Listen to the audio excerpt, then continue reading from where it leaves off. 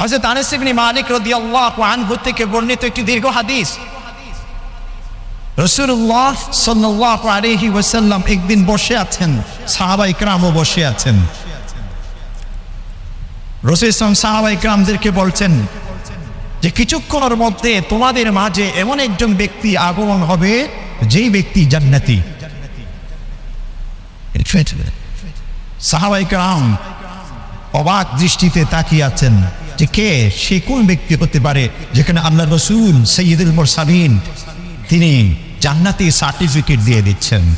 কিছুক্ষণ পর দেখলেন একজন আনসারী সাহাবী তিনি প্রবেশ করেছেন। হাদিসের মধ্যে লিখেছেন তিনি যখন প্রবেশ করছেন দাড়ি দিয়ে ওযুর পানি টপকে টপকে পড়ছে, বাম হাতে তার দুটো স্যান্ডেল, দুটো জুতাকে হাতে ঝুলিয়ে নিয়েছেন। অতঃপর তিনি প্রবেশ করে গেলেন। ঠিক সেম কাজটি দ্বিতীয় দিন হলো। দ্বিতীয় দিন সকলে বসেছেন, রাসূল বলছেন তোমাদের মধ্যে একজন ব্যক্তির আগমন হবে কিছুক্ষণের মধ্যে, তিনি জান্নাতি। সকলে অপেক্ষমান, আজকে আবার কোন জান্নাতির চেহারা আমরা দেখব। দেখলেন ঠিক গতকাল যে ব্যক্তিটি আগমন করেছিলেন সেই আনসারী সাহাবী, গতকাল যেভাবে তিনি আগমন করেছিলেন সেভাবেই তিনি প্রবেশ করেছেন। তৃতীয় দিন একই মাজলিস, একই সমাবেশ।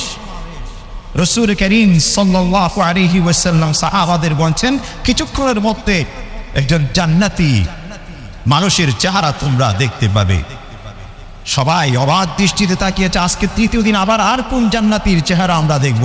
দেখলেন ঠিক অবিকল সেই প্রথম দিন এবং দ্বিতীয় দিন যে ব্যক্তি এসেছিলেন তিনি প্রবেশ করছেন। দাড়ি দিয়ে টপকে টপকে ওযুর পানি পড়ছে, বাম হাতে দুটো স্যান্ডেল নিয়ে তিনি প্রবেশ করছেন। সাহাবায়ে কেরাম অবাক হয়ে গেলেন, যেই ব্যক্তির মধ্যে এমন কি বৈশিষ্ট্য, এমন কি চরিত্র, এমন কি আখলাক সে ধারণ করেছে, এমন কি ইবাদত সে করে, যে ইবাদতের মাধ্যমে রাসূল করিম সাল্লাল্লাহু আলাইহি ওয়াসাল্লাম জীবদ্দশায় ওই ব্যক্তিকে জান্নাতের সার্টিফিকেট দিয়ে দিলেন। রাসূল করিম সাল্লাল্লাহু আলাইহি ওয়াসাল্লাম মজলিস থেকে উঠে চলে গেলেন। সেখানে সাহাবী ছিলেন আব্দুল্লাহ ইবনে আমর ইবনুল আস রাদিয়াল্লাহু আনহু। তিনি ওই আনসারী সাহাবীর পিছু নিলেন যার সম্পর্কে জান্নাতি বলে রাসূল করিম সাল্লাল্লাহু আলাইহি ওয়াসাল্লাম সার্টিফিকেট দিয়েছেন। সেই ব্যক্তিকে আব্দুল্লাহ ইবনে আমর ইবনুল আস বলছেন, ভাই বাড়িতে আমার কিছুটা একটু মন মালিন্য হয়েছে, আমি শপথ করেছি 3 দিন পর্যন্ত আর বাড়ি যাব না। তো তাহলে কোথায় থাকবো, যদি আপনি আমাকে একটু আশ্রয় দিতেন, আপনার সাথে যদি থাকতে পারতাম। ওই আনসারী সাহাবী সাদরে তাকে মেহমান হিসেবে গ্রহণ করে নিয়েছেন। আব্দুল্লাহ ইবনে আমর ইবনুল আস 3 দিন পর্যন্ত ওই ব্যক্তির ঘরে অবস্থান করেছেন এবং দেখেছেন এই ব্যক্তি কে আমল করে, যে আমলের কারণে জান্নাতি সার্টিফিকেট পৃথিবীতে জীবদ্দশায় পেয়ে গেছেন। তিনি দেখলেন স্বাভাবিক জীবন যাপন, রাতের গভীরে উঠে তিনি তাহাজ্জুদ পড়েছেন এমনও না, ফজরের নামাজটুকু ঠিক মতো পড়েছেন, বিশেষ কোনো অতিরিক্ত আমল সেই ব্যক্তির জীবনে তিনি দেখতে পাননি। 3 দিন অতিক্রম হয়ে গেল। অতঃপর নিজেকে আর সামলাতে পারেনি, ওই আনসারী সাহাবীকে বলে দিলেন, ভাই আমার বাড়িতে কোনো মন মালিন্য হয়েছেন, কারোর সাথে ঝগড়া হয়েছে, এমন কোনো কিছু নয়।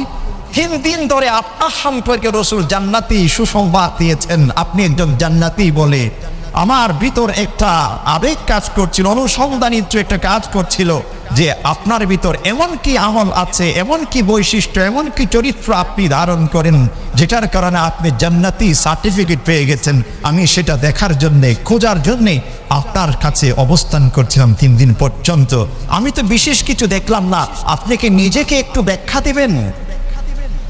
এমন কি কাজ আপনি করেন, এমন কি আমল আপনি করেন যা আপনাকে আল্লাহর রাসূল জান্নাতের সার্টিফিকেট দিয়েছেন? ওই আনসারী সাহাবী বলছেন, ভাই আমি তো এভাবেই স্বাভাবিক জীবন যাপন করি, তেমন অতিরিক্ত তেমন তো কিছু নেই। এই বলে আব্দুল্লাহ ইবনে আমর ইবনুল আস রাদিয়াল্লাহু আনহু বিদায় নিয়ে চলে যাচ্ছেন। যেতে একটু দূর যখন গেলেন তিনি আবার ডাক দিয়েছেন, গায়রা আন্নী লা আজিদু ফি নাফসি লিআহাদিন মিনাল মুসলিমিনা গিশা ওয়ালা আহসুদু আহাদান আলা খায়রিন আতাহুল্লাহু ইয়্যা। তবে আমি তো নিজের ভিতর তেমন কোনো কিছু দেখতে পাচ্ছি না, তবে দুটো বিষয়ে আমি সব সময় সতর্ক থাকি। একটি হলো এই কোন মুসলিম ভাইয়ের জন্য আমার অন্তরে কোনো প্রকারের বিদ্বেষ আমি রাখি না, ক্ষোভ আমি রাখি না। এবং একই সাথে আমার কোনো ভাই, আমার কোনো প্রতিবেশী, আমার কোনো মুসলিম ভাই, তাকে যদি আল্লাহ পাক আমার চাইতে অধিক কোনো কিছু দিয়েছেন, সম্পদের দিক থেকে, তাকওয়ার দিক থেকে, শিক্ষা দীক্ষার দিক থেকে, স্ট্যাটাসের দিক থেকে, সামাজিক পদ এবং পদবীর দিক থেকে, কখনো তার প্রতি আমি হিংসা পোষণ করি না। জানি না এই দুটোর কারণে কি আল্লাহর রাসূল বলেছেন কিনা, জানি না। অতঃপর আব্দুল্লাহ ইবনে আমর ইবনে আস বলছেন, হাদিহিল্লাতী বারাগাত বিক, এই বৈশিষ্ট্যের কারণেই আল্লাহর রাসূল তোমাকে জান্নাতের সার্টিফিকেট দিয়েছেন। বা'দু ফাউযু বিল্লাহি মিনাশ শাইতানির রাজীম। বিসমিল্লাহির রাহমানির রাহিম। লা ইয়ারুদ্দুনাকুম মিন বা'দি ঈমানিকুম কুফারা حسدا من عند أنفسهم من بعد ما تبين لهم الحق فاعفوا واصفحوا حتى يأتي الله بأمره إن الله على كل شيء قدير صدق الله مولانا العظيم وصدق رسوله النبي الكريم ونحن على ذلك من الشاهدين والشاكرين والحمد لله رب العالمين. وعن عبد الله بن عمرو رضي الله عنه قال قيل لرسول الله صلى الله عليه وسلم أي الناس أفضل؟ قال كل مخموم القلب وصدوق اللسان. قالوا صدوق اللسان نعرفه فما مخموم القلب؟ قال هو التقي النقي لا إثم عليه ولا بغي ولا غل ولا حسد أو كما قال النبي عليه الصلاة والسلام. شكل رسول شان درود باكري. اللهم صل على سيدنا محمد وعلى آل سيدنا محمد كما صليت على إبراهيم وعلى آل إبراهيم إنك حميد مجيد. اللهم بارك على سيدنا محمد وعلى آل سيدنا محمد كما باركت على إبراهيم وعلى آل إبراهيم إنك حميد مجيد. صدر সম্মানিত মুসল্লিয়ান হযরত, আল্লাহ রাব্বুল আলামিন জগতের বুকে মানব জাতিকে অন্যান্য সৃষ্টি জগৎ থেকে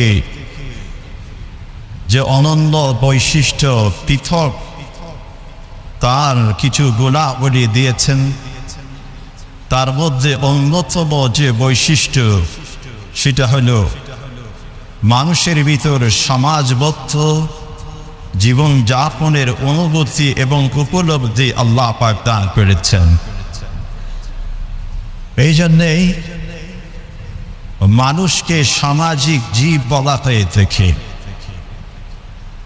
আর সামাজিক জীব বা সমাজ বলতে যেটা বোঝায় যে একীভূত, একই সাথে অনেকের যে জীবন যাপন, এটাকেই সমাজ বোঝায়, যেখানে ছোট বড়, আত্মীয় অনাত্মীয়, কাছের এবং দূরের সকল শ্রেণীর সকল সেক্টরের মানুষের সমন্বিত একটি সংঘবদ্ধ জীবন হয়। এটাই হচ্ছে সমাজ। এই অনুভূতি, এই আবেগ একমাত্র মানুষকে আল্লাহ পাক দিয়েছেন। পৃথিবীর অন্য কোন সৃষ্টি জগৎ, বিশেষ করে প্রাণী জগৎ এবং পশুর জগৎ, এরাও দলবদ্ধ, সম্মিলিত, সংঘবদ্ধ বিচরণ করে, কিন্তু মানুষের মতো যেখানে মানুষ একে যে অপরের আত্মীয়, একে অপরের প্রতিবেশী, একজন আরেকজনের পিতার সম্পর্ক, সন্তানের সম্পর্ক, দাদার সাথে নাতির সম্পর্ক, পৈতৃক পরিচয় নিয়ে একটা সিলসিলা, এভাবে যে সংঘবদ্ধ জীবন যাপন, এটা পৃথিবীর অন্য কোনো পশু বা প্রাণীর জগতে নেই। এটা একমাত্র মানুষের বৈশিষ্ট্য। আর এই জন্যেই মানুষকে বলা হয়ে থাকে আশরাফুল মাখলুকাত, এরা সৃষ্টির সেরা একটি জাতি। এই জন্য মানুষকে অনুসরণ করে, মানুষকে ফলো করে, মানুষকে দেখে, মানুষকে বিচার করে, বিশ্লেষণ করে, মানুষের কাছ থেকে কোনো কিছু অর্জন করে, আবার ঠিক তেমনি ভাবে মানুষকে দেখে কোনো কিছুকে ঘৃণা করে, এবং যেটা পছন্দের, যেটা ভালো সেটাকে গ্রহণ করে, আর যেটা মন্দ, যেটা খারাপ, যেটা অনিষ্ট বা ক্ষতিকারক, এগুলোকে মানুষ বর্জন করার সুযোগ পায়। এটা প্রাণী জগতে নেই, কিন্তু মানুষের মধ্যে এটা আছে।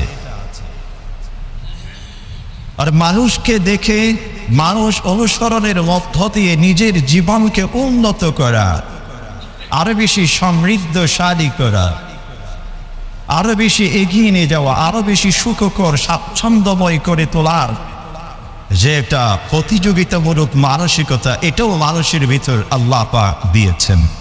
আল্লাহ বলছেন ফালইয়াতানাফাসিল মুতানাফিসুন, যে তোমরা ভালো কাজে, কল্যাণকর কাজে একে অপরের সাথে প্রতিযোগিতা করো, নিজেকে আরো বেশি কত উন্নত করা যায় এ নিয়ে ভাবো, এ নিয়ে চিন্তা করো, এ নিয়ে পরিকল্পনা করো। আর যতদিন পর্যন্ত মানুষের মধ্যে এই সংঘবদ্ধ জীবন যাপনে একে অপরের প্রতি শ্রদ্ধা, সম্মান, একে অপরকে গ্রহণ করা, এই সব কিছু নিয়ে যতদিন পর্যন্ত মানুষ জীবন যাপন করবে, তখন একটি স্থির, একটি শান্তি শৃঙ্খলার সমাজ মানুষ প্রতিষ্ঠা করতে সক্ষম হবে। কিন্তু এই যে একীভূত সম্মিলিত জীবন যাপন করতে গিয়ে মানুষ যখন একে অপরকে তুচ্ছ করবে, অপরের কোনো কিছু দেখে নিজের ভিতর জিলাসি, নিজের ভিতরে হিংসা, নিজের ভিতর জিজ্ঞাসা, নিজের ভিতরে বিদ্বেষ সৃষ্টি করবে এবং সেগুলোকে লালন করবে, তখন মানুষের সেই শান্তি এবং সুখকর যে জীবন, তার ভিতর বিঘ্নিত সৃষ্টি হয় এবং প্রতিবন্ধকতা সৃষ্টি হয়। সে শান্তি মানুষ হারিয়ে ফেলে। রাসূল করিম সাল্লাল্লাহু আলাইহি ওয়াসাল্লাম তাকে জিজ্ঞাসা করছেন একজন সাহাবী, ইয়া রাসূলুল্লাহ, আইয়ুন নাসি আফদাল, পৃথিবীতে কোন মানুষটি সবচেয়ে উত্তম? রাসূল করিম সাল্লাল্লাহু আলাইহি ওয়াসাল্লাম বলছেন, কুল্লু মাহমুমিল কলব ওয়া সাদুকিল লিসান, যে প্রতিটি সত্যবাদী মানুষ। আর আরেকটি শব্দ বলছে মাহমুমুল কলব। সাহাবায়ে কেরাম জিজ্ঞাসা করছেন, ইয়া রাসূলুল্লাহ, সাদুকুল লিসান, সত্যবাদী যখন কথা বলেন সত্য বলেন, যখন কোনো কিছু প্রচার করেন সত্যটুকু প্রচার করেন, মিথ্যাকে লালন করেন না, মিথ্যাকে বর্জন করেন, মিথ্যাকে প্রশ্রয় দেয় না, এটুকু আমরা বুঝেছি। কিন্তু মাহমুমুল কলব এটা কি, এর ব্যাখ্যা কি? রাসূল করিম সাল্লাল্লাহু আলাইহি ওয়াসাল্লাম মাহমুমুল কলব এইটুকু বুঝাবার জন্য 6টি শব্দ ব্যবহার করেছেন। আত্তাকি, আন্নাকি, লা ইসমা আলাইহি, ওয়ালা বাগিয়ুন, ওয়ালা গিল্লুন, ওয়ালা হাসাদুন, চারটি শব্দ ব্যবহার করেছেন। মাহমুমুল কলব, এটা অন্তরের সাথে সম্পৃক্ত, এটা কলবের সাথে সম্পৃক্ত। এটা বাজারে কোথাও কেনা পাওয়া যায় না, কোনো শপিং মলে, সেটা শোকেজের মধ্যে বা কোনো শোরুমে সুন্দর করে সাজিয়ে রাখা হয়েছে, আমি সেখান থেকে আমার কাঠ দিয়ে পাঞ্চ করে সেটা কিনে নিয়ে আসলাম, এমন জিনিস নয়। যে 6টি বৈশিষ্ট্যের কথা বলেছেন এগুলো সম্পূর্ণ অন্তরের সাথে সম্পৃক্ত, অনুভূতির সাথে সম্পৃক্ত, আবেগের সাথে সম্পৃক্ত। এগুলোর স্থান হচ্ছে কলব, এগুলোর স্থান হচ্ছে মানুষের অন্তর। সর্বপ্রথম বলছে মাহমুমুল কলব হচ্ছেন আত্তাকি, যে আল্লাহকে ভয় করে। ওয়ান নাকি, যিনি পরিষ্কার পরিচ্ছন্ন, যার বাহির এবং ভিতর দুটো সমান। পরিষ্কার পানি, পরিচ্ছন্ন পানি কোনটি? যে পানি হাতে নেওয়ার সাথে সাথে পানির উপরে যেমনটি দেখা যাচ্ছে, পানি ভেদ করে চোখের দৃষ্টি দিয়ে হাতের তালুটুকু আমরা দেখতে পাই। আর যদি কোনো পানি ময়লা না, পানিতে ময়লা আছে কিনা, আবর্জনা আছে কিনা, ধুলাবালি আছে কিনা, সেটা পরীক্ষা করার জন্য হাতের মুঠোতে পানি নেই।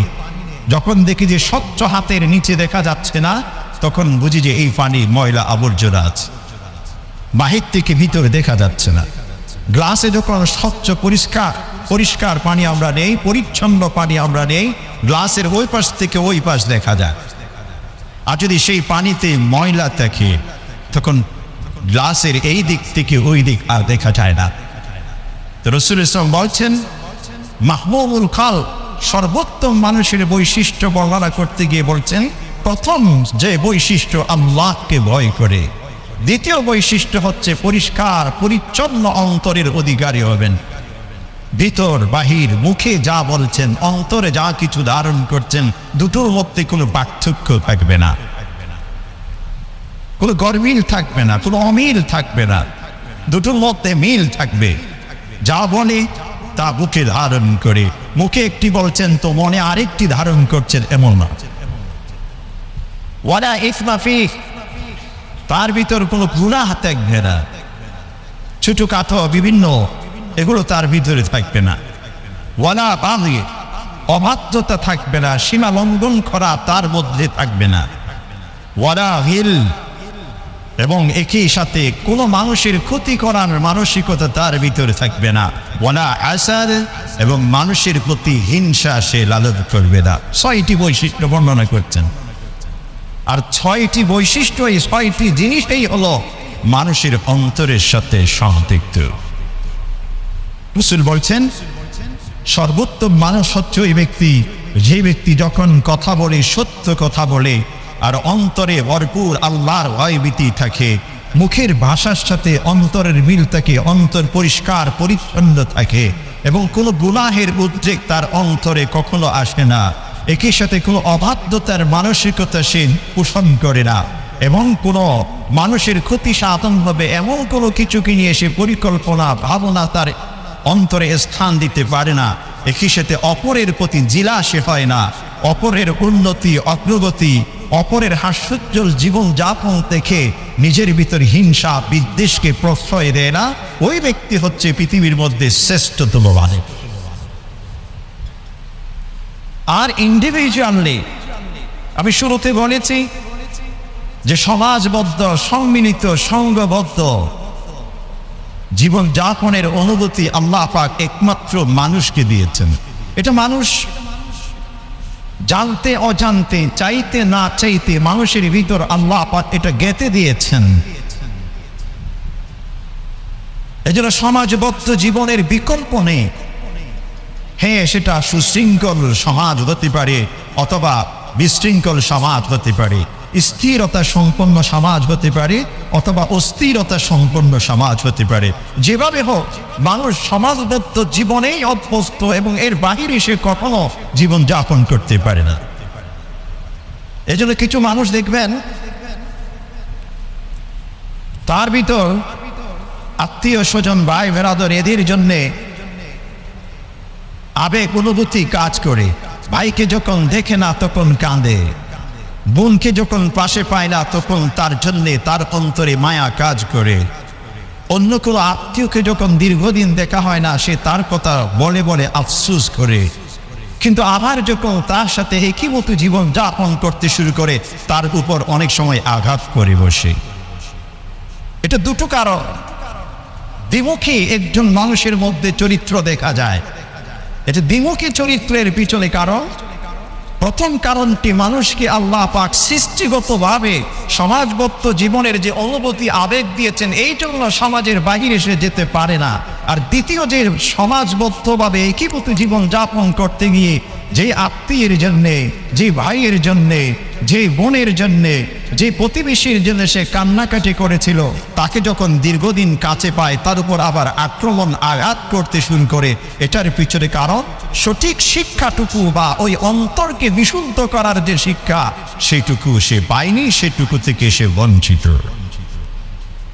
এই যে দ্বিমুখী আচরণ, দুটো দুইমুখী আচরণ, এটার পিছনে কারণ সঠিক শিক্ষাটুকু নেই। তো মানুষ সমাজবদ্ধ জীবন যাপনে অভ্যস্ত, এটা আল্লাহ প্রদত্ত এক নিয়ামত, এটা এক বিরাট বৈশিষ্ট্য। কিন্তু একটি ঘরের দেয়াল যেমনটি এক একটি ইটের সাথে সংযুক্ত হয়ে একটি দেয়াল হয়, ঠিক সমাজবদ্ধ মানুষ এক একজন মানুষ পৃথক পৃথক ভাবে প্রত্যেকে যখন কাছাকাছি হয় তখন সমাজ হয়। আর যখন ইন্ডিভিজুয়ালি পৃথক পৃথক ভাবে প্রতিটি মানুষ আপন জায়গা থেকে ভালো মানুষে পরিণত হবে না ততক্ষণ পর্যন্ত ওই সম্মিলিত ভাবেও একটি সুশৃঙ্খল শান্তিপূর্ণ সমাজে পরিণত করা এটা কখনো সম্ভব হবে না। আর এই জন্য রাসূলুল্লাহ সাল্লাল্লাহু আলাইহি ওয়াসাল্লাম সর্বোত্তম সর্বোৎকৃষ্ট মানুষের বৈশিষ্ট্য কি, চরিত্র কি, স্বভাব কি, নেচার কি, হ্যাবিট কি, বিহেভ কি, এটার একটা চিত্র সংক্ষিপ্ত কয়েকটি শব্দের মধ্যে তুলে ধরেছি। যে যিনি হবেন তাকি মুত্তাকি, যিনি হবেন নাকি পরিষ্কার পরিচ্ছন্ন অন্তরের, এবং যার কোনো গুনাহ থাকবে না। গুনাহ থাকবে না অর্থ হলো এই যে গুনাহ নিয়ে কখনো কল্পনা করবে না, গুনাহ নিয়ে পরিকল্পনা করবে না। যেটা আল্লাহ নিষেধ করেছেন, যেটা আল্লাহ অপছন্দ করেছেন, যেটা আল্লাহ না করতে বলেছেন সেটা নিয়ে পরিকল্পনা, সেটা নিয়ে ভাবা, সেটাকে করতে যাওয়ার যে উদ্বেগ নিজের ভিতর সেইটুকু সে লালন করবে না এবং সীমা লঙ্ঘন কখনো করতে চাইবে না। এই বৈশিষ্ট্যগুলো যখন প্রতিটি মানুষের মধ্যে ইন্ডিভিজুয়ালি প্রতিষ্ঠা করতে সক্ষম হবে তখন সকলে যখন একীভূত হবে তখন সুন্দর একটি সমাজ প্রতিষ্ঠা সম্ভব। একটি দেয়াল, সেই দেয়ালের মধ্যে অনেকগুলো ইট, যদি মাঝখানে কোনো একটি ইটের মধ্যে সমস্যা থাকে তাহলে পুরোটা দেয়াল কোনো না কোনো এক সময় ক্র্যাক করার সম্ভাবনা আছে, অথবা সেই জায়গাটুকুতে কোনো একটা ছিদ্র তৈরি হবে, যেই ছিদ্র ভেদ করে ওই দেয়ালটিকে, পুরোটা দেয়ালকে বিনষ্ট করার, যে কোনো কিছু সেখানে প্রবেশ করা, যে কোনো কিছু এসে সেখানে আঘাত করা, বা কোনো কিছু আঘাত করলে অতি অল্প সময়ে সেটা ভেঙে ফেলা, ধ্বংস করা এটা সম্ভব। ঠিক তেমনি ভাবে 10 জন, 20 জন, 50 জন, 100 জন, 1000 জনের একটি সমাজের মধ্যে কোনো একজন দুইজন মানুষের অন্তরের মধ্যে যদি কিছুটা ঘাটতি থাকে, অর্থাৎ তাকওয়ার দিক থেকে ঘাটতি আছে, অথবা পরিচ্ছন্নতার দিক থেকে ঘাটতি আছে, অথবা গুনাহ বা অন্যায় জগৎ সংক্রান্ত বিষয়ে পরিকল্পনার ঘাটতি আছে, অথবা সীমা লঙ্ঘনের ঘাটতি আছে, অথবা হিংসা বিদ্বেষ অপরের ক্ষতি করার বিষয় নিয়ে ঘাটতি আছে, তখন পুরোটা সমাজ ক্র্যাক করার সম্ভাবনা আছে। ওই বিল্ডিং, ওই সোসাইটি, ওই সমাজ যে কোনো সময় ভেঙে পড়তে পারে। বা ভিন্ন কোনো একটি জাতি এসে যদি সে সমাজের মধ্যে একটা বিশৃঙ্খলা তৈরি করার পরিকল্পনা করে অতি সহজে তারা সফল হয়ে যেতে পারবে। এই জন্য রাসূল বলছেন সর্বোত্তম মানুষের চরিত্র যদি প্রতিটি মানুষ ইন্ডিভিজুয়ালি অর্জন করতে পারে, আর ওই ইন্ডিভিজুয়ালি মানুষগুলো একীভূত হয়ে একটি সংঘবদ্ধ সমাজ যখন প্রতিষ্ঠা করবে, একটা সুন্দর সমাজ প্রতিষ্ঠা সম্ভব। আমি অতীতের 2 জুমাতে সামাজিক যে একটি বলয়, সামাজিক যে একটি প্রতিষ্ঠান, একটা সোসাইটি, একটা প্রতিষ্ঠান, এই প্রতিষ্ঠানের যেই সমস্ত বিষয়গুলো ফাটল সৃষ্টি করে তার দুটো বৈশিষ্ট্য বলেছিলাম, দুটো খারাপ দিক। একটি হচ্ছে অহংকার, আর আরেকটি বলেছিলাম লোভ এবং লালসা। আজকে আরেকটি বিষয় আপনাদের দৃষ্টি আকর্ষণ করব, যেটা সমাজকে ভেঙে চুরমার করে দেয়। সেই বিষয়টি হলো মানুষের পরস্পরের হিংসা। মানুষের পরস্পরের হিংসা, অন্যের প্রতি বিদ্বেষ। হিংসা জিনিসটি কি? হিংসা হলো যে আমার এক ভাই, যার সাথে ছোটবেলায় খেলাধুলা করেছি, একই দস্তরখানে খেয়েছি, একই মায়ের কোলে দুজনে কেঁদেছি, হেসেছি। মায়ের ডান হাতে যে কখনো আমি ছিলাম তো বাম হাতে আমার অপর ভাই ছিল, কখনো মায়ের বাম হাতে আমি ছিলাম তো ডান হাতে আমার সেই ভাই ছিল। হ্যাঁ, কখনো আমার কপালে চুমু এঁকেছেন, আর কখনো আমার ভাইয়ের কপালে চুমু এঁকেছেন। কখনো আমাকে ডান হাতে ধরেছেন, কখনো তাকে বাম হাতে ধরেছেন। যে মায়ের কোলে লালিত পালিত হয়েছি, একই ভাই, একই রক্তের, দুজন পাশাপাশি চলছি, সুন্দর চলা চলছিল।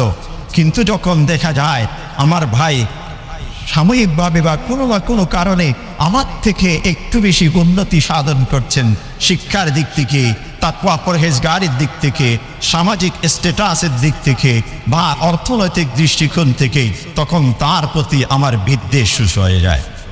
আমার মনের ভিতর একটি ভাব এসে যায় যে দুজন তো শুরু থেকেই সুন্দরভাবে গড়ে উঠেছিলাম, আজকে সে কিভাবে আমার থেকে উপরে উঠে যায়? এটা তো হতে পারে না, এটা তো হতে পারে না।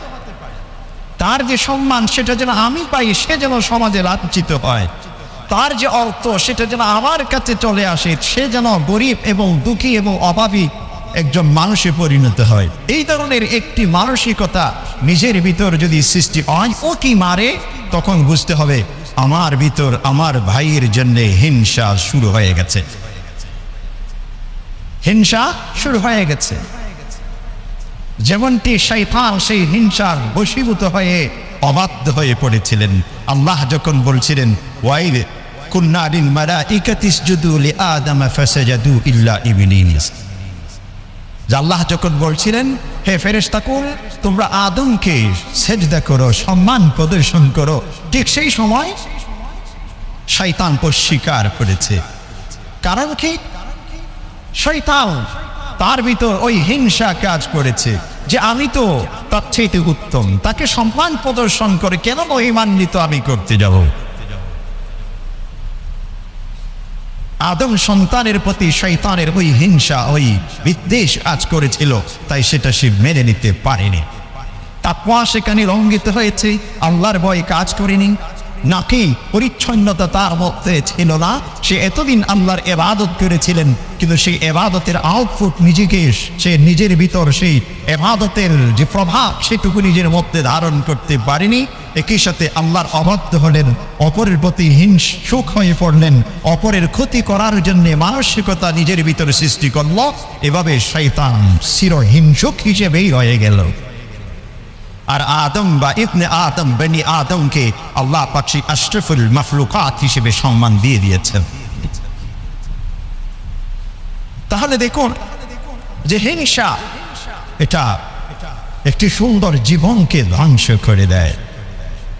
রাসূল করিম সাল্লাল্লাহু আলাইহি ওয়াসাল্লাম থেকে বর্ণনা করছেন, জামুরা ইবনে সা'লাবা রাদিয়াল্লাহু আনহু বলছেন, রাসূল সাল্লাল্লাহু বলছেন লা ইয়াজালুন নাসু বিখাইর মা লাম ইয়াতাহাসাদু, যে মানুষ সুশৃঙ্খলভাবে সুন্দরভাবে এই পৃথিবীতে জীবন যাপন করবে, তাতে কোনো প্রকার সমস্যা সৃষ্টি হবে না যতক্ষণ পর্যন্ত না তারা পরস্পরের মধ্যে হিংসা বিদ্বেষের পরিবেশ সৃষ্টি করবে না। যখন একে অপরের প্রতি হিংসা বিদ্বেষে লিপ্ত হয়ে যাবে, তখন তাদের সেই সুন্দর জীবন ভেঙে পড়বে, সেটা আর সুন্দর থাকবে না। আর সুন্দর জীবন হচ্ছে সেটাই, আমি আজকে ডাল দিয়ে খেয়েছি না আজকে আমি গরুর গোশত দিয়ে খেয়েছি সেটা বড় কিছু নয়, আমি খাওয়ার পরে কতখানি তৃপ্ত হয়েছি এটা হচ্ছে সবচেয়ে গুরুত্বপূর্ণ। এটা হচ্ছে সবচেয়ে গুরুত্বপূর্ণ। যে আমি কি 1100 স্কোয়ার ফিটের একটি ফ্ল্যাটে রয়েছি না 2200 স্কোয়ার ফিটের একটি ফ্ল্যাটে রয়েছে, এটা বড় কিছু নয়, কিন্তু আমি সবচেয়ে স্বাচ্ছন্দ্যের সাথে কোন ঘরে বসবাস করছি, এটা হচ্ছে সবচেয়ে গুরুত্বপূর্ণ বিষয়। আমার অ্যাকাউন্টে কত পরিমাণ টাকা আছে না এটা বড় বিষয় নয়, আমার যেইটুকু আছে এইটুকুতে আমি তৃপ্ত কিনা, এটা হচ্ছে সবচেয়ে গুরুত্বপূর্ণ বিষয়, শান্তির বিষয়। আমি কতজনের সাথে একই সাথে জীবন যাপন করছি সেটা বড় কিছুই নয়, যে কয়জনের সাথে আছি সুন্দর সম্পর্ক নিয়ে এগিয়ে যাচ্ছি, এটা হচ্ছে সবচেয়ে শান্তির বিষয়। রাসূল সাল্লাল্লাহু বলছেন, লা ইয়াযালু নাসু বিখাইর মা লাম ইয়াতাহাসাদু। পরস্পর যখন বিদ্বেষে লিপ্ত হয়ে যাবে তখন আর সেখানে শৃঙ্খলা থাকবে না, শান্তি থাকবে না, অস্থিরতা এসে যাবে। হযরত আবু হুরায়রা রাদিয়াল্লাহু আনহু বলছেন, রাসূল করিম সাল্লাল্লাহু আলাইহি ওয়াসাল্লাম থেকে ইরশাদ করছেন, ইয়াকুম ওয়াল হাসাদ, তোমরা সমাজবদ্ধ জীবন যাপন করতে গিয়ে একে অপরের সাথে হিংসা বিদ্বেষে লিপ্ত হইও না। কেন? ফাইন্নাল হাসাদা ইয়াকুলুল হাসানাত। আমি নামাজ পড়লাম, রাত্রে তাহাজ্জুদ আদায় করলাম, আমি অনেক কিছু দান করলাম, অনেক কিছু করেছি, আমার ভাইয়ের প্রতি হিংসা বিদ্বেষকে যদি আমি লালন করি, ওই হিংসা বিদ্বেষ আমার যত আমল করেছি সব কিছুকে মুহূর্তের মধ্যে বিনষ্ট করে দিবে। ফাইন্নাল হাসাদ ইয়াকুলুল হাসানাত, গিলে ফেলবে আমার ভালো ভালো কাজগুলোকে। কামা তাকুলুন নারুল হাতাব, যেমনটি আগুন লাকড়ি কাঠ শুকনো কাঠ যদি আগুনে পেয়ে যায় তখন মুহূর্তের মধ্যে সেটাকে ভস্মীভূত করে ফেলে, ছায়ে পরিণত করে দেয়, ঠিক তেমনি ভাবে যে ব্যক্তির অন্তরে অপরের জন্য হিংসা এবং বিদ্বেষ থাকবে, সেই ব্যক্তি যত ভালো কাজ করুক না কেন তার হিংসা ওই ভালো কাজগুলিকে সম্পূর্ণরূপে ছায়ে পরিণত করে দেয়। এই জন্য তোমরা হিংসা বিদ্বেষে লিপ্ত হইও না। হযরত আনাস ইবনে মালিক রাদিয়াল্লাহু আনহু থেকে বর্ণিত একটি দীর্ঘ হাদিস, রাসূলুল্লাহ সাল্লাল্লাহু আলাইহি ওয়াসাল্লাম একদিন বসে আছেন, সাহাবায়ে কেরামও বসে আছেন। রাসূল সাহাবায়ে কেরামদেরকে বলছেন যে কিছুক্ষণের মধ্যে তোমাদের মাঝে এমন একজন ব্যক্তি আগমন হবে যেই ব্যক্তি জান্নাতি। সাহাবায়ে কেরাম অবাক দৃষ্টিতে তাকিয়ে আছেন যে কে, সে কোন ব্যক্তি হতে পারে যেখানে আল্লাহর রাসূল সাইয়্যিদুল মুরসালিন তিনি জান্নাতি সার্টিফিকেট দিয়ে দিচ্ছেন। কিছুক্ষণ পর দেখলেন একজন আনসারী সাহাবী তিনি প্রবেশ করেছেন। হাদিসের মধ্যে লিখেছেন তিনি যখন প্রবেশ করছেন দাড়ি দিয়ে অজুর পানি টপকে টপকে পড়ছে, বাম হাতে তার দুটো স্যান্ডেল দুটো জুতাকে হাতে ঝুলিয়ে নিয়েছেন। অতঃপর তিনি প্রবেশ করে গেলেন। ঠিক সেম কাজটি দ্বিতীয় দিন হলো। দ্বিতীয় দিন সকলে বসেছেন, রাসূল বলছেন তোমাদের মধ্যে একজন ব্যক্তির আগমন হবে কিছুক্ষণের মধ্যে, তিনি জান্নাতি। সকলে অপেক্ষমান, আজকে আবার কোন জান্নাতির চেহারা আমরা দেখব। দেখলেন ঠিক গতকাল যে ব্যক্তিটি আগমন করেছিলেন সেই আনসারী সাহাবী, গতকাল যেভাবে তিনি আগমন করেছিলেন সেভাবেই তিনি প্রবেশ করেছেন। তৃতীয় দিন একই মাজলিস, একই সমাবেশ। রাসূল করিম সাল্লাল্লাহু আলাইহি ওয়াসাল্লাম সাহাবাদের বলছেন কিছুক্ষণের মধ্যে একজন জান্নাতি মানুষের চেহারা তোমরা দেখতে পাবে। সবাই অবাক দৃষ্টিতে তাকিয়েছে, আজকে তৃতীয় দিন আবার আর কোন জান্নাতির চেহারা আমরা দেখব। দেখলেন ঠিক অবিকল সেই প্রথম দিন এবং দ্বিতীয় দিন যে ব্যক্তি এসেছিলেন তিনি প্রবেশ করছেন। দাড়ি দিয়ে টপকে টপকে ওজুর পানি পড়ছে, বাম হাতে দুটো স্যান্ডেল নিয়ে তিনি প্রবেশ করছেন।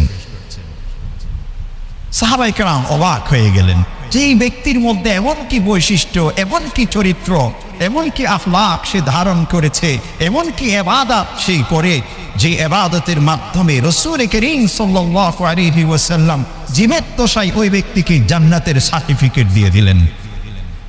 রাসূল করিম সাল্লাল্লাহু আলাইহি ওয়াসাল্লাম মজলিস থেকে উঠে চলে গেলেন। সেখানে সাহাবী ছিলেন আব্দুল্লাহ ইবনে আমর ইবনুল আস রাদিয়াল্লাহু আনহু। তিনি ওই আনসারী সাহাবীর পিছু নিলেন যার সম্পর্কে জান্নাতি বলে রাসূল করিম সাল্লাল্লাহু আলাইহি ওয়াসাল্লাম সার্টিফিকেট দিয়েছেন। সেই ব্যক্তিকে আব্দুল্লাহ ইবনে আমর ইবনুল আস বলছেন, ভাই বাড়িতে আমার কিছুটা একটু মন মালিন্য হয়েছে, আমি শপথ করেছি 3 দিন পর্যন্ত আর বাড়ি যাব না। তো তাহলে কোথায় থাকবো? যদি আপনি আমাকে একটু আশ্রয় দিতেন, আপনার সাথে যদি থাকতে পারতাম। ওই আনসারী সাহাবী সাদরে তাকে মেহমান হিসেবে গ্রহণ করে নিয়েছেন। আব্দুল্লাহ ইবনে আমর ইবনুল আস 3 দিন পর্যন্ত ওই ব্যক্তির ঘরে অবস্থান করেছেন এবং দেখেছেন এই ব্যক্তি কি আমল করে, যে আমলের কারণে জান্নাতি সার্টিফিকেট পৃথিবীতে জীবদ্দশায় পেয়ে গেছেন। তিনি দেখলেন স্বাভাবিক জীবন যাপন, রাতের গভীরে উঠে তিনি তাহাজ্জুদ পড়েছেন এমনও না, ফজরের নামাজটুকু ঠিক মতো পড়েছেন, বিশেষ কোনো অতিরিক্ত আমল সেই ব্যক্তির জীবনে তিনি দেখতে পাননি। 3 দিন অতিক্রম হয়ে গেল, অতঃপর নিজেকে আর সামলাতে পারেনি, ওই আনসারী সাহাবীকে বলে দিলেন, ভাই আমার বাড়িতে কোনো মন মালিন্য হয়েছেন, কারোর সাথে ঝগড়া হয়েছে, এমন কোনো কিছু নয়। 3 দিন ধরে আপনার সম্পর্কে রাসূল জান্নাতি সুসংবাদ দিয়েছেন, আপনি একজন জান্নাতি বলে আমার ভিতর একটা আবেগ কাজ করছিল, অনুসন্ধানিত একটা কাজ করছিল যে আপনার ভিতর এমন কি আমল আছে, এমন কি বৈশিষ্ট্য, এমন কি চরিত্র আপনি ধারণ করেন যেটার কারণে আপনি জান্নাতি সার্টিফিকেট পেয়ে গেছেন। আমি সেটা দেখার জন্যে, খোঁজার জন্যে আপনার কাছে অবস্থান করছিলাম 3 দিন পর্যন্ত। আমি তো বিশেষ কিছু দেখলাম না, আপনি কি নিজেকে একটু ব্যাখ্যা দেবেন? এমন কি কাজ আপনি করেন, এমন কি আমল আপনি করেন যা আপনাকে আল্লাহর রাসূল জান্নাতের সার্টিফিকেট দিয়েছেন? ওই আনসারী সাহাবী বলছেন, ভাই আমি তো এভাবেই স্বাভাবিক জীবন যাপন করি, তেমন অতিরিক্ত তেমন তো কিছু নেই। এই বলে আব্দুল্লাহ ইবনে আমর ইবনুল আস রাদিয়াল্লাহু আনহু বিদায় নিয়ে চলে যাচ্ছেন। যেতে একটু দূর যখন গেলেন তিনি আবার ডাক দিয়েছেন, গায়রা আন্নী লা আজিদু ফি নাফসি লিআহাদিন মিনাল মুসলিমিনা গিশা ওয়ালা আহসুদু আহাদান আলা খায়রিন আতাহুল্লাহু ইয়্যা। তবে আমি তো নিজের ভিতর তেমন কোনো কিছু দেখতে পাচ্ছি না, তবে 2টো বিষয়ে আমি সবসময় সতর্ক থাকি। একটি হলো এই, কোন মুসলিম ভাইয়ের জন্য আমার অন্তরে কোনো প্রকারের বিদ্বেষ আমি রাখি না, ক্ষোভ আমি রাখি না।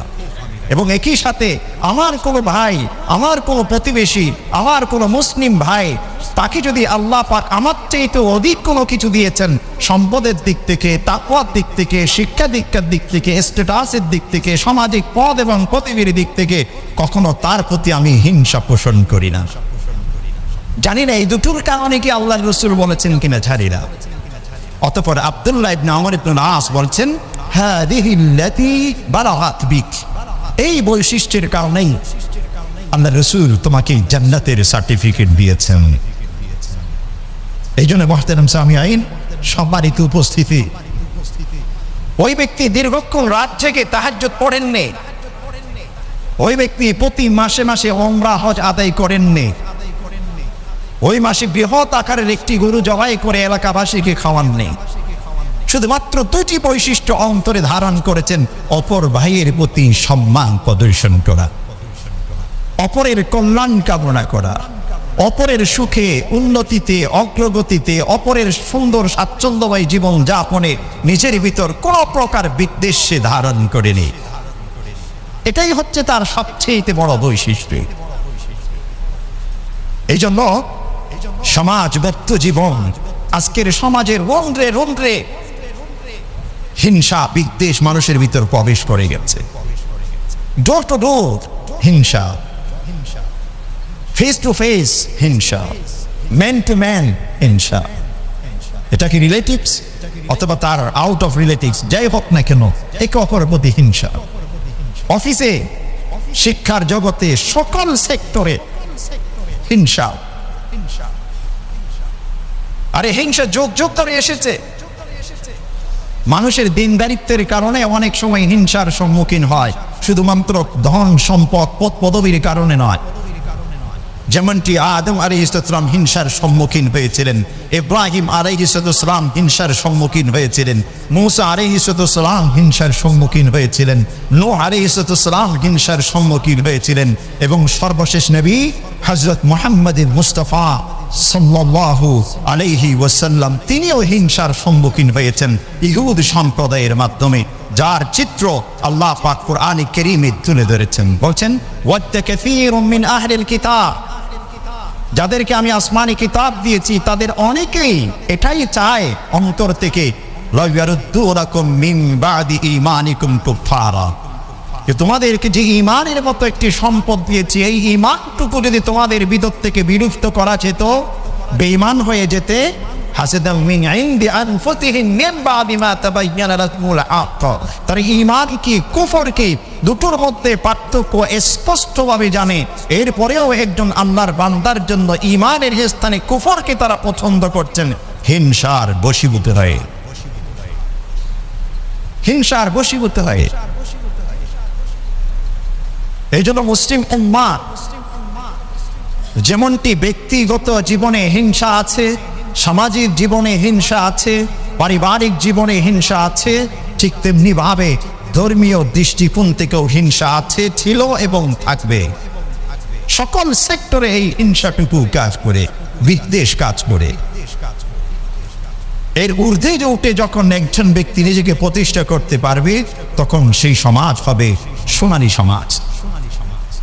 সেই সমাজ হবে সোনালী সমাজ, যেই সমাজ রাসূল করিম সাল্লাল্লাহু আলাইহি ওয়াসাল্লাম প্রতিষ্ঠা করেছিলেন। আল্লাহ রাসূল সাল্লাল্লাহু আলাইহি ওয়াসাল্লাম যে সমাজ প্রতিষ্ঠা করেছিলেন সেটার চিত্র আল্লাহ পাক তুলে ধরেছিলেন। ওয়াল্লাযীনা তাবাউত দারাল ঈমান মিন ক্বাবলিহিম ইউহিব্বুনা মান হাজারা ইলাইহিম, যে যারা একটি সমাজে বসবাস করতেন তাদের মধ্যে ঈমান ছিল, তাদের সম্পদ ছিল, অর্থকড়ি ছিল, সবকিছু ছিল। আনসারী সাহাবাদের চিত্র তুলে ধরছেন, মদিনার সাহাবাদের চিত্র তুলে ধরছেন, এবং সেখানে এসে সমাজের মধ্যে যুক্ত হয়েছিলেন মক্কা থেকে হিজরত করা সাহাবীরা। এদের সম্পর্কে বলছেন ইউহিব্বুনা মান হাজারা ইলাইহিম, তাদের কাছে হিজরত করে যারা এসেছিলেন তাদেরকে তারা ভালোবাসতেন। কেমন পরিমাণ ভালোবাসতেন, নিজের প্রয়োজনের চাইতে তাদের প্রয়োজনকে সবচেয়ে বেশি প্রায়োরিটি দিতেন। ওয়ালাউ কানা বিহিম খাসাসা, নিজের অনেক প্রয়োজন আছে, এই সব কিছুকে কুরবান দিয়ে, এই সব কিছুকে স্যাক্রিফাইস করে মুহাজির মক্কা থেকে হিজরত করে আসা ভাইদেরকে প্রাধান্য দিয়েছেন। কখনো এটা ভাবেনি, কখনো মনের ভিতর এটাকে তারা স্থান দেয়নি যে আমার ঘরে এসে দূর থেকে উড়ে এসে জুড়ে বসে আমার চেয়ে বেশি উন্নতি করবে, এটা কখনো সহ্য করা যাবে না। এমন পরিকল্পনা, এমন মানসিকতা, এমন চিন্তা চেতনা তাদের ভিতর কখনো কাজ করেনি, বরং তাদেরকে ভাই হিসেবে, আপন হিসেবে গ্রহণ করেছেন। এটা হবে মুমিনের বৈশিষ্ট্য, এটা হচ্ছে মুসলমানের বৈশিষ্ট্য। এজন্য আল মুসলিম আখুল মুসলিম লা ইয়াযলিমু ওয়া লা ইয়াফযুলু, মুসলিম মুসলিম একে অপরের ভাইয়ের সম্পর্ক, একে অপরকে যেমনটি জুলুম করবে না, অত্যাচার করবে না, ঠিক তেমনি ভাবে তাকে কখনো লাঞ্ছিতও করবে না, লাঞ্ছিতও করবে না। একজন মানুষকে আমি ব্যাগ ভর্তি কিছু টাকা দিলাম, সেটা যেমনটি তার প্রতি রেসপেক্ট, সম্মান, ঠিক তেমনি ভাবে আরেকজন ব্যক্তিকে আমি যদি আমার বৈঠক থেকে দাঁড়িয়ে তাকে সম্মান প্রদর্শন করি, এটা তার অন্তরে আরো বেশি রেখাপাত করবে, এটা তার অন্তরে আরো বেশি রেখাপাত করবে, আরো বেশি আপনার প্রতি আন্তরিকতা সৃষ্টি করবে। কারণ হাদিয়া, তোহফা, উপহার, উপঢৌকন এগুলো শুধুমাত্র অর্থ এবং সম্পদের উপরে ভিত্তি করে নয়, বরং মন থেকে একজন ব্যক্তিকে গ্রহণ করা, যেটা সম্মানবোধ থেকে সৃষ্টি হয়। এই সম্মানবোধ যদি একজন ব্যক্তি লালন করতে পারে সকল সেক্টরের মানুষের জন্য, তাহলে ওই সমাজ সংশোধন হয়ে যায়, ওই সমাজ সংশোধন হয়ে যায়। রাসূল করিম সাল্লাল্লাহু আলাইহি ওয়াসাল্লাম এজন্য হাদিসের মধ্যে ইরশাদ করছেন যে ওয়ালা তাবাহাজু, তোমরা একে অপরে খুব রাগ এগুলো পরিবেশ তৈরি করো না। ওয়ালা তাহাসাদু, হিংসা বিদ্বেষ করো না। ওয়ালা তাতাবারু, একজন আরেকজনের পিছু লাগো না। ওয়াকুনু ইবাদাল্লাহি ইখওয়ানা, এবং আল্লাহর বান্দা হিসেবে ভ্রাতৃত্ব বন্ধনে আবদ্ধ হয়ে তোমরা জীবন যাপন করো। এবং আরো বলছেন ওয়ালা ইয়াহিল্লু লিমুসলিম আন ইয়াহজুরা আখাহু ফাওকা সালাসাতি আইয়াম, পুরো একজন মুসলমানের জন্য কখনো এটা শোভা পায় না সে অপর ভাইয়ের সাথে 3 দিনের বেশি সময় কথা না বলে তার সাথে সম্পর্ক বিচ্ছেদ করে জীবন যাপন করবে, এটা একজন মুসলিমের জন্য, একজন মুমিনের জন্য কখনো শোভা পায় না। বরঞ্চ কি করতে হবে, কারোর সাথে মন মালিন্য হতেই পারে, অভিমান সৃষ্টি হতেই পারে, সাথে সাথে পরক্ষণে আমাকে মিলে যেতে হবে। আল্লাহ পাক বলছেন ফাফু ওয়াসফাহু, তুমি তাকে ক্ষমা করো, তার সাথে তুমি মিলে যাও। ক্ষমার মাধ্যমে মানুষের ইজ্জত এবং সম্মানকে আল্লাহ পাক বৃদ্ধি করে দেন। আল্লাহ পাক সম্মানকে বৃদ্ধি করে দেন। এই জন্য হিংসা বিদ্বেষ একটি মারাত্মক ব্যাধি, যেটা আমলকে নষ্ট করে, ঈমানকে নষ্ট করে, সামাজিক অবকাঠামোকে নষ্ট করে, মানুষের ভ্রাতৃত্ববোধকে নষ্ট করে, পারিবারিক ঐক্যবদ্ধকে নষ্ট করে, আত্মীয়তা বোধকে নষ্ট করে, নিজের উন্নতি অগ্রগতিকে নষ্ট করে, ইহজাগতিক জীবনে মানসিক স্থিরতা নষ্ট করে, মানসিক শান্তিকে বিঘ্নিত করে। এটা হচ্ছে হিংসা এবং বিদ্বেষ। পরকালীন জীবনে নিজের সম্পূর্ণ আমলকে বিনষ্ট করার জন্য হিংসা বিদ্বেষই যথেষ্ট। এই জন্যে মোহতারাম সামিঈন, এই সুন্দর জীবন যাপন যদি আমরা ধারণ করতে চাই, লালন করতে চাই, হিংসা আমাদের পরিহার করতে হবে। হিংসাকে লালন করা যাবে না। রাসূল করিম সাল্লাল্লাহু আলাইহি ওয়াসাল্লাম আলো তুলে ধরেছেন। জুবাইর ইবনুল আওয়াম রাদিয়াল্লাহু আনহু বর্ণনা করছেন, দাব্বা ইলাইকুম দাবুল উমাম আস-সাবিকা, পূর্বের জাতির কিছু কিছু বৈশিষ্ট্য, খারাপ বৈশিষ্ট্য তোমাদের মধ্যে কেমন যেন এটা এসে গেছে দেখা যায়। সেগুলো কি? মিনাল হাসদি ওয়াল বাগদা, যে পরস্পর হিংসা বিদ্বেষ, একে অপরের সাথে শত্রুতার সম্পর্ক। আল হানাকা, এগুলো মানুষের এই জীবনকে ধ্বংস করে দেয়। রাসূল করিম আরো বিশ্লেষণ করে দিচ্ছেন, লা আকুলু তাহনিকু শারা, এগুলো মানুষের চুল যেমন মাথা থেকে ছেঁচে ফেলে এই কাজটি করে না, ওয়ালাকিন তাহনিকুদ্দিন, মানুষের অন্তর থেকে দ্বীনকে সম্পূর্ণরূপে মুছে ফেলে। একটা খুর যেমনটি চুল থেকে মাথা থেকে চুলকে বিচ্ছেদ করে ফেলে, মানুষের অন্তর থেকে দ্বীনকে সম্পূর্ণরূপে সেভাবে মূলোৎপাটন করে ফেলে। হিংসা এবং বিদ্বেষ, হিংসা এবং বিদ্বেষ। হযরত আবু হুরায়রা রাদিয়াল্লাহু আনহু থেকে বর্ণিত সেই হাদিস, রাসূল করিম সাল্লাল্লাহু আলাইহি ওয়াসাল্লাম বলেছেন, লা ইয়াজতামিউ ফি জাওবি আবদিন ওয়াহিদ আল ঈমান ওয়াল হাসাদ, কোন ব্যক্তির পেটে ঈমান এবং হাসাদ, ঈমানদার আবার হিংসুক, দুটো কখনো এক হতে পারে না। হয়তো আমি মুমিন, হিংসুক নই, অথবা আমি হিংসুক, তাহলে ঈমান আবার ঘাটতি আছে, ঈমান আবার ঘাটতি আছে।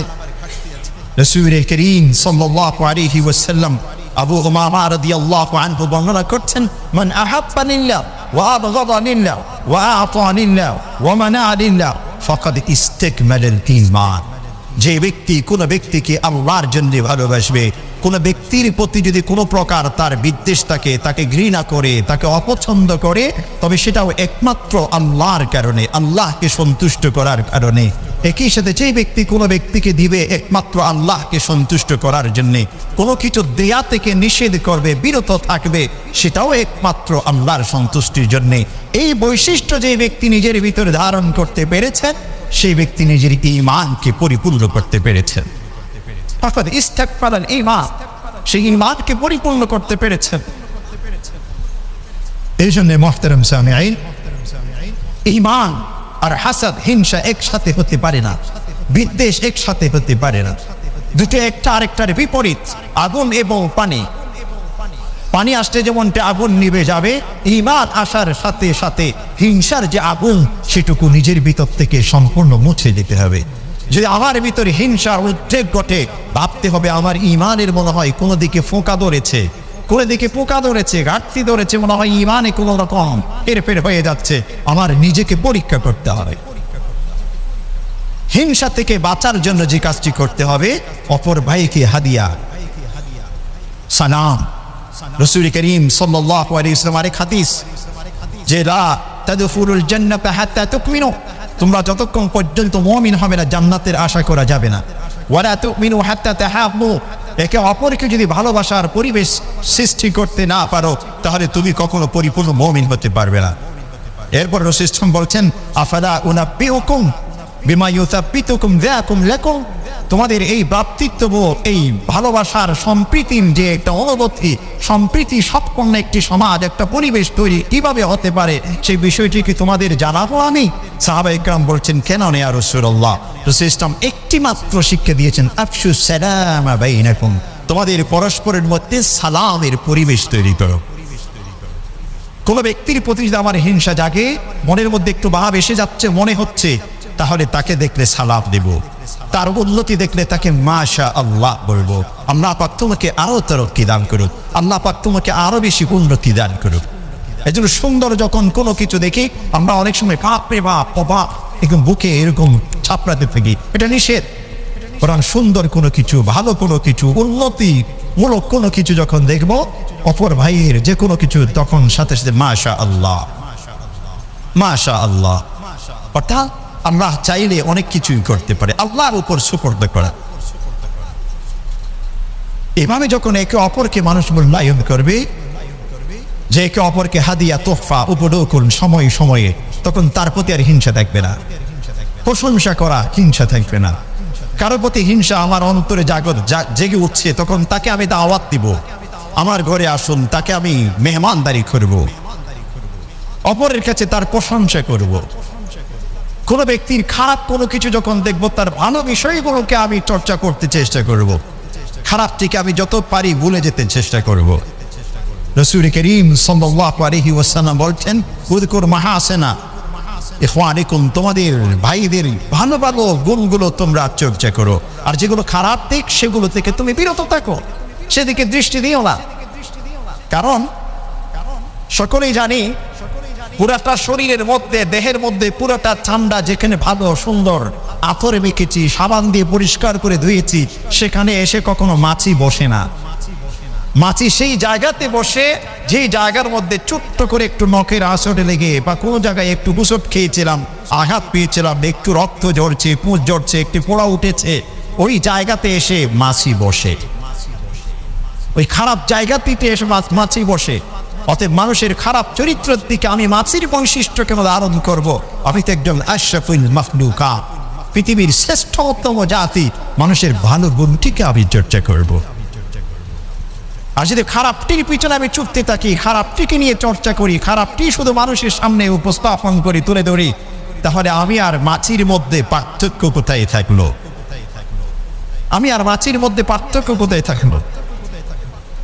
এই জন্য মুহতারাম সামিঈন, রাসূল করিম সাল্লাল্লাহু আলাইহি ওয়াসাল্লাম এমন একটি সমাজ প্রতিষ্ঠা করেছিলেন, যে সমাজের মানুষ তাদের পরস্পরকে সম্মান দিতেন, হিংসা বিদ্বেষকে তারা কখনো লালন করেননি। ওই সাহাবাদের জীবন যদি আমরা ধারণ করতে পারি, ইনশাআল্লাহ একটি সুন্দর সমাজ প্রতিষ্ঠা করা আমাদের পক্ষে সম্ভব। এই জন্য একে অপরকে প্রায়োরিটি দেওয়া, যা আমার চাইতে আরেকজন বেশি উত্তম, যে কোনো কাজে, যে কোনো ক্ষেত্রে আমার মাধ্যমেই হতে হবে, আমাকে দিয়েই হতে হবে, এই অনুভূতি, এই মানসিকতা, এটা হিংসা সৃষ্টি করে, ফাসাদ সৃষ্টি করে, পরস্পরের মধ্যে বিদ্বেষ সৃষ্টি করে। কাজ হওয়া প্রয়োজন, যে কোনো ব্যক্তির মাধ্যমে হতে পারে, যার মাধ্যমে হচ্ছে তাকে আমি সহযোগিতা করার জন্য এগিয়ে যাব, আমাকেই ধরে, আমাকেই এটা ধারণ করে অন্যকে সেখান থেকে তাড়িয়ে করতে হবে, এমন মানসিকতা, এটা বিদ্বেষ, হিংসা সৃষ্টি করে মানুষের ভিতর, ঐক্যের মধ্যে একটা ফাটল সৃষ্টি করে। আর যখন ঐক্যের মধ্যে ফাটল সৃষ্টি হয়, সবচেয়ে বেশি ক্ষতিগ্রস্ত হয় সেই ব্যক্তি, যে ব্যক্তি হিংসাকে লালন করে। একজন লেখক যে খুব সুন্দরভাবে বলেছেন যে পৃথিবীতে যে ব্যক্তির কোনো হিংসুক নেই, মনে রাখতে হবে সেই ব্যক্তির কোনো গুণেই নেই, কোনো বৈশিষ্ট্যই নেই। আর যে ব্যক্তির হিংসুক আছে, তাহলে মনে করতে হবে সেই ব্যক্তির অনেক বৈশিষ্ট্য আছে। আর যে ব্যক্তি হিংসুক, সেই ব্যক্তির জন্য সবচেয়ে বড় শাস্তি হলো হিংসা। একজন কবি বলেছেন যে হিংসার প্রশংসা করেছেন একজন ব্যক্তি, একজন কবি, যে হিংসার একটা প্রশংসনীয় বিষয় হলো এই, হিংসা যেই ব্যক্তির অন্তরে যায়, ওই হিংসুক ব্যক্তিকেই সর্বপ্রথম ক্ষতিগ্রস্ত করে। আর হিংসুকের শাস্তির জন্য ওই নিজের অন্তরে যে হিংসা ধারণ করেছেন, বিদ্বেষ ধারণ করেছেন, এটাই তার জন্য যথেষ্ট, এটাই তার জন্য যথেষ্ট। আল্লাহ পাক বলছেন, ইন তামসাসকুম হাসানাতুন তাসুহু ওয়া ইন তুসিবকুম সাইয়্যাতুন ইয়াফরাহু বিহা। যে কাফির মুশরিকদের যেটা স্বভাব ছিল, মুসলিম উম্মাহ যখন কখনো ভালোর দিকে যেত, অর্থনৈতিকভাবে সামাজিকভাবে তারা যখন অগ্রগতি উন্নতি অর্জন করত, তাদের মানসিকতা খারাপ হয়ে যেত। আবার ওয়াইন ইউসিবকুম, যখন তারা কোনো বিপদগ্রস্ত হতেন তখন তারা অনেক খুশিতে আনন্দে উদ্বেলিত হয়ে যেত। আল্লাহ পাক বলছেন, তুমি যদি তাকওয়া ভিত্তিক জীবন যাপন করো, লা ইয়াদুরুকুম কাইদুহুম শাইআ, তাদের সেই দুঃখা, তাদের সেই হিংসা বিদ্বেষমূলক আচরণ তোমার কখনো ক্ষতি করতে পারবে না। ওয়াল্লাহু বিমা ইয়ামালুনা মুহিত, মানুষ যতই কিছু করুক না কেন আল্লাহর সামনে সব কিছু নিয়ন্ত্রণে রয়েছে। আমি মনে করছি গোপনে অনেক কিছু করে ফেলছি, আল্লাহ দেখতে পাচ্ছেন না, কিন্তু প্রকৃতপক্ষে এমন নয়। আমার সব কিছু, প্রতিটি সেকেন্ড, প্রতিটি কাজ, প্রতিটি নিঃশ্বাস সবকিছুই সংরক্ষিত হচ্ছে, সবকিছু হিসাব হবে। এই অন্তরে যদি ভাবটুকু ধারণ করতে পারি তাহলে অবশ্যই কারো জন্য কোনো গোপনে পিছনে সামনে কোনো কিছু করার সুযোগ নেই। আল্লাহ রাব্বুল আলামিন আমাদের সবাইকে আশরাফুল মাখলুকাত হিসেবে সমাজবদ্ধ জীবনের যে সুন্দর অনুভূতি দিয়েছেন, ঈমানের নূরের মাধ্যমে, ঈমানি অনুভূতির মাধ্যমে সেটাকে আরো বেশি সুন্দর করে সাজিয়ে সুন্দর শৃঙ্খলিত শান্তিপূর্ণ একটি সমাজ নিয়ে এগিয়ে যাওয়ার তৌফিক নসিব করুন, এবং এরই মাধ্যমে আল্লাহ পাকের তাকওয়া, আল্লাহ ভীতি অর্জন করে জান্নাতীদের অন্তর্ভুক্ত হওয়ার তৌফিক আমাদের নসিব করুন। আমিন ইয়া রাব্বাল আলামিন।